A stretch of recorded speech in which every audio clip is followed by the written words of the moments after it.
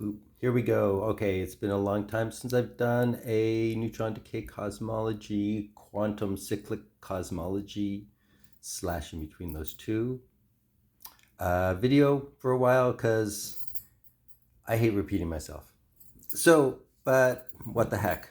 You know, I've been doing all these flow, like oil flows and this and that, just admiring beautiful nature and making videos, shorts about that, but neutron decay cosmology. So the idea of neutron decay cosmology or quantum cyclic cosmology is that, first of all, time is a compactified dimension. And through that, there's a whole bunch of geometric stuff that happens, topologies that happen. The upshot is that the process of the universe is that neutrons in deep voids decay into a proton and an electron, amorphous monatomic hydrogen. This is just what happens. Ask anybody. Thing is that a neutron is only 0.6 femtometers cubed in size, quite tiny, basically as small as matter can get, because that's how small things are. There's a Planck length, but it seems like the reality is that you don't find an object that's really definable smaller than a neutron or a proton. So, anyways, the neutron decays. And though a proton is about the same size as a neutron, it also has an electric field, the electron around it. Because this is sort of like a neutron is an electron in orbit, in super tight orbit, or a photon in super tight orbit. And when that photon decays, what happens is the positive side, because positive is convergence in fluid dynamics, becomes the proton, so the mass part plus one of the photon decays into a positive and a negative, because that's the way photons are, positron and an electron. But that's not the way they want you to think about it. So it decays, and now all of a sudden you've got this Coulomb force pushing outwards into the universe.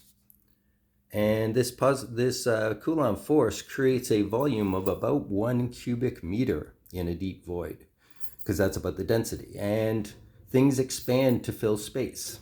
That's the way the electron fields are.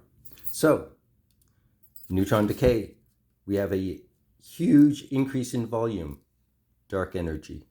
We have weird super undense and super cold, because it expanded by 10 to the 45. That means it just got colder by 10 to the 45.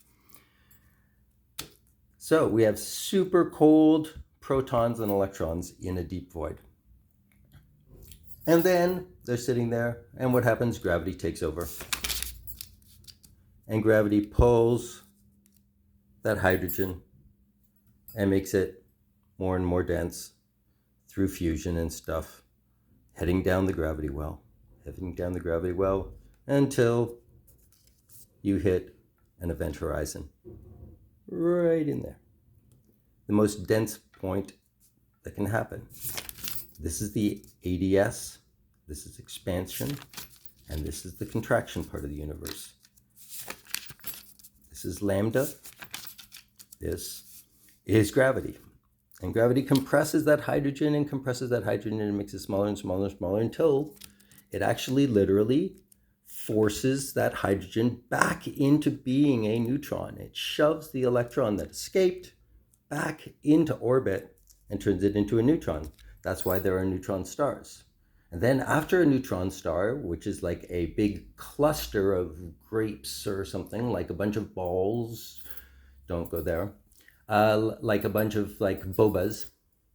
That's a good way of thinking of it, actually, sort of, in a way. It's like a bunch of bobas, right? And the thing is, they're more like a bunch of bubbles, tiny bubbles. And when the bubbles all join into one single giant bubble, that's when you get an event horizon, a singularity, because a whole bunch of little individual things became one big smooth thing. And I suggest that what happens is when that happens, you fall through this point, and what happens is, oh wait, now you are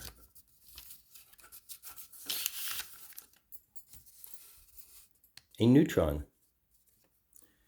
emerging in deep space and decaying and falling. Oh, wait, that's an anti-neutron. Yeah, but neutrons and anti-neutrons are their own anti. So whenever there's a neutron on this side of time, there's an anti-neutron existent on the other side of time. See? And there we go. Neutron decay cosmology, quantum cyclic cosmology. Our universe is a process of matter passing from the most dense point in the universe, event horizon, to the least dense point through quantum tunneling or Einstein-Rosen bridge, however you want to describe it, through a weird topological twist of the wrist. And then it decays, expands, falls. Here's the flow. Here's the flow. Here's the flow down the hill, down the hill, down the hill, down the hill. And when you reach the bottom of the hill, strangely, you become transported to the top of the hill through quantum tunneling. And what are the true circumstances? You'll be fed all kinds of stories of like, oh, let's make a ship that uses like a quantum tunnel. Facts. To get quantum tunneling, the intensity of field, gravitational, electrical, everything, it's going to be insanely strong. Basically, you have to have an event horizon to do it. So people who talk about ships, I'm sorry, I just think it's like, I really wish it was going to be that easy and we could just have like teleporting booths. But physics just does not spell that out. And no matter what NHI seems to pretend to do, I'm not sure that's possible. Though maybe there are higher dimensions and I'm just a fool and I'm a physicalist. But as far as I'm concerned, we won't be able to manifest it because we are made out of this stuff and they are made out of that stuff maybe. So anyways, neutron decay cosmology.